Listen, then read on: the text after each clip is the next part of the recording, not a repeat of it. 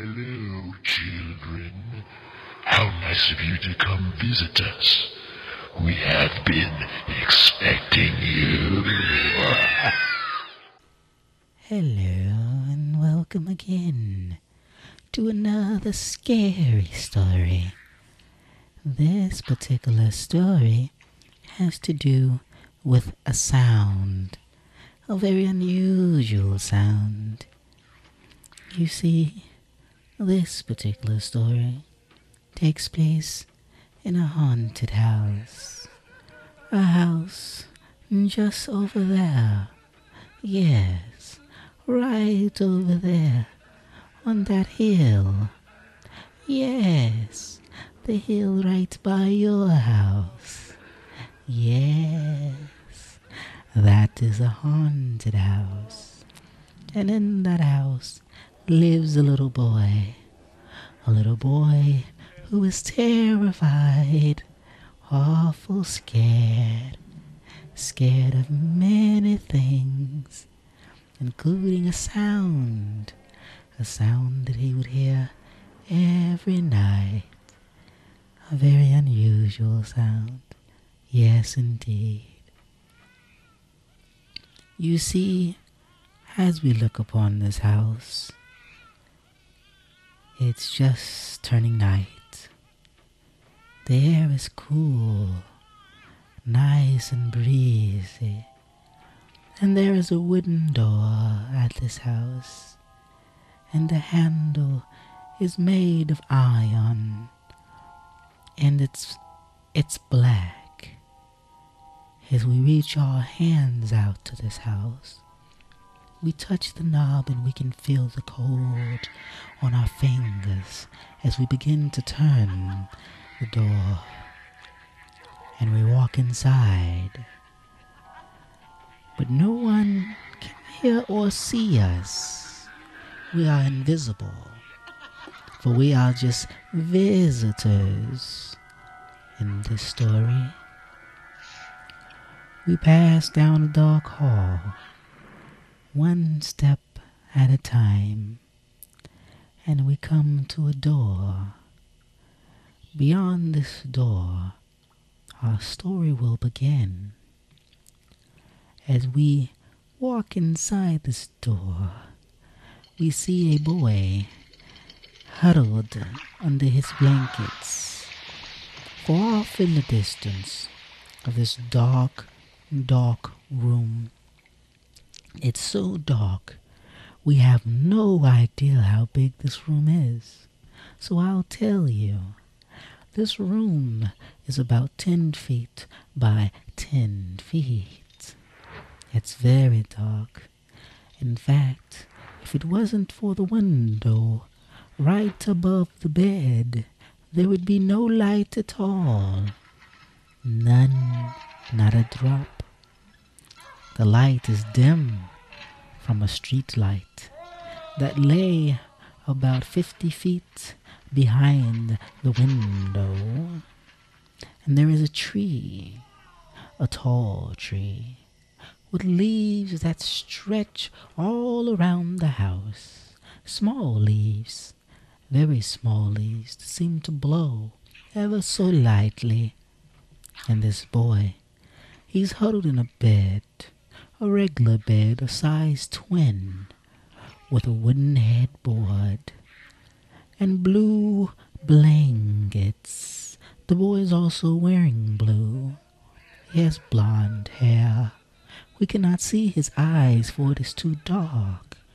And he is looking, peering into the room, for he can halfway see, because it is so dark that his eyes are barely catching any light. They are dilated, as wide as they can be, letting in all the light that they are possibly capable of. You see, as your pupils grow wider, they let in more light, and the boy is taking in all that he can. For this night he has heard a sound. It is not the sound of us coming in, for no one can see nor hear us. The sound that he has heard tonight are the sounds of a fart in the darkness. Yes, a fart, a poot if you will, your butthole talking to you. That is what he hears, and he hears it once more. Now he knows he's alone in this room, for he remembers locking the door, and he remembers turning off the light. But every night he hears that sound again, that fart in the darkness. He wonders who it belongs to. It is a ghost. Is it a spirit, untamed and forgotten? A spirit who cannot communicate with this world in any other way but letting out a rather large, smelly fart. Is it his dog? No, it cannot be his dog, for his dog has never farted, as far as he knows. Now everyone knows dogs can fart. Cats too. Yes, they have stinky little butts. But this story is not about a dog's or a cat's butt. It's about the fart in the darkness. It's very dark in this room, and a few sounds can be heard in the darkness, but they seem to be distant. Not here in this room, but not yet outside. Almost as if they come from another world. Perhaps they are coming from the butt of whatever it is that is farting. Perhaps the butt is so deep that inside it lies another world, another universe, a dark universe, a smelly universe. This is, of course, the boy thinking. He's not too bright, you see. There may be many things living in your butthole, but a universe, an entire civilization, I highly doubt it. And if they did, they would probably climb out by now. It's dark, and the sound can be heard once more. That awful farting, the smell that seems to follow the farting, which in some cases is usual, it's normal. I admit it, I've farted before. I don't know when, but I have, and I'll probably do it again. In fact, I shall say 1,000 Hail Marys and ask to be forgiven for the smell that you shall smell if I fart. Anyway, back to the story. The farts seemed to be getting closer and closer. They were no longer little farts, like baby farts. These were full adult stinky farts. The kind of farts that would make you spit your food out if someone were to fart one of them. The kind of fart that could peel the paint off of your car. The kind of fart that could make your dog Lucky lose a limb. Yes, they were pretty stinky. Anyway, these farts began to come closer and closer. The boy knew not what was going to happen to him. He clenched his covers. All that he had near him was a teddy bear and a baseball bat. Did I mention that the boy was not smart? He reached for the teddy bear, and he held it closely. He picked up the bat. Later in my story, not right now, of course not. I just said the boy wasn't too bright. He held the teddy bear very closely to him. He could feel his teddy in his arms. The fur of the teddy bear was long, approximately 1 inch long, and curly. It was soft, but not yet quite like cotton. It was a little rougher. It was stringy-like, quite dense, perhaps. It was a brown teddy bear with those marble eyes, blue eyes, the kind of eyes that if you were looking at them in the daytime would seem to follow you around the room. But this boy had a much more pressing problem. He had a fart that was following him around the room. Just then, there was a noise, and he realized that his window was open. And then he heard a crash. Scared the poop out of him. He made a farting noise, and now there was two different farts going on. It was smelly and strange at the same time. The boy did not know what to do. Once again, he thought about jumping out of his window and running for his life. But, unfortunately, did I mention he lived on a hill? He would have jumped out of his window into the rose bush, thorns sticking in him and everywhere. And then, on top of all of that, he would probably fall on the dog since it was outside and get bitten.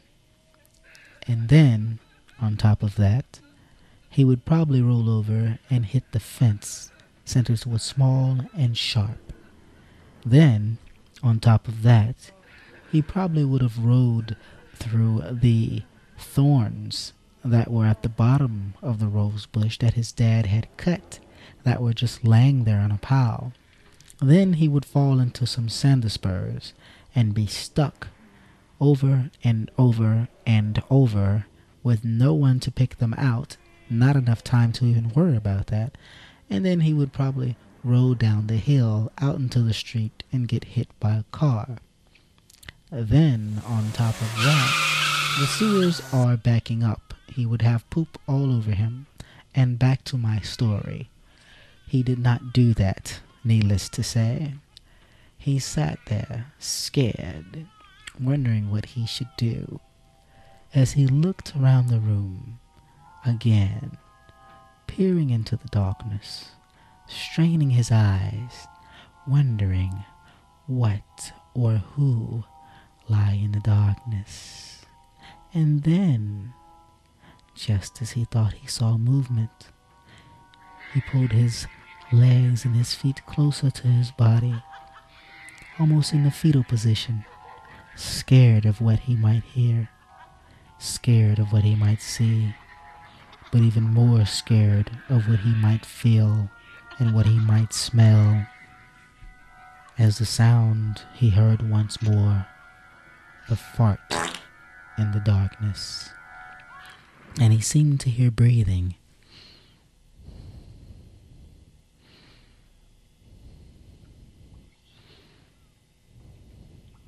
He was scared, for he knew it was not him breathing like that. His heart began to beat faster. You see, it was already beating, but it beat faster and faster.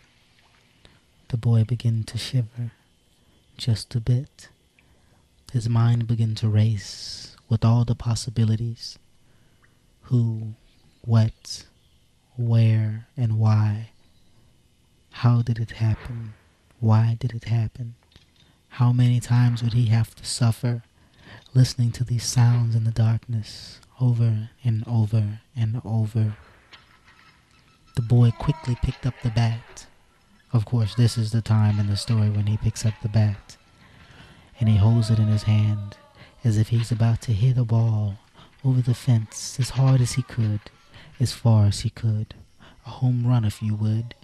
A home run against the head of whatever that is that lay in the darkness, in the still of his night.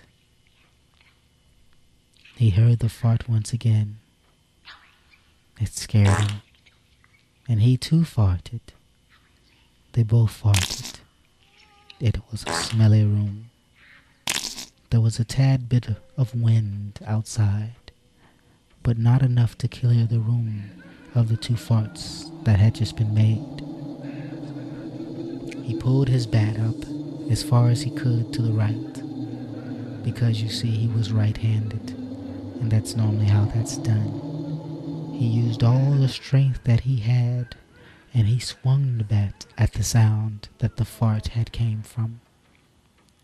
And it hit hard. And then he heard his little sister say, "Ouch, man!" And she fell on the ground.